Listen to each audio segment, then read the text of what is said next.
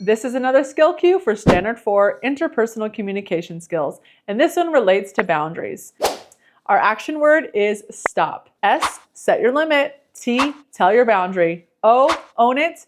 P, protect your boundary. Now, before we look at the steps to this skill cue, let's look at what actually is a boundary. So a boundary is something you set to protect yourself, whether it be your body, your feelings, your time, your space. It's all about you and what you will do. It's not about telling someone what they should do. It's all about you expressing what you will do if someone chooses to cross a line that you've set. So for example, you might say, if you keep yelling, I will walk away. Your boundary doesn't make them stop yelling. It simply tells them what you will do if they continue to cross a line that you've set. With that in mind, let's look at the steps for the stop skill cue. Step 1, set your limit. Take a moment to reflect internally and clearly identify what is and isn't okay for you. This calls for you to build awareness of your needs, values, and wants.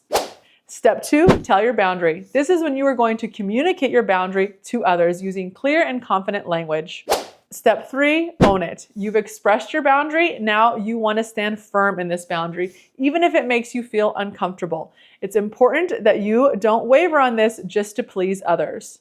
Step 4, protect your boundary. This is where you take action if someone crosses your boundary. Along with following through on the action that you set, this may mean walking away from the situation or asking a trusted adult or trusted person for support. So those are the steps for the stop skill cues. You can use them to practice setting and following through with boundaries in your life and protecting your well-being.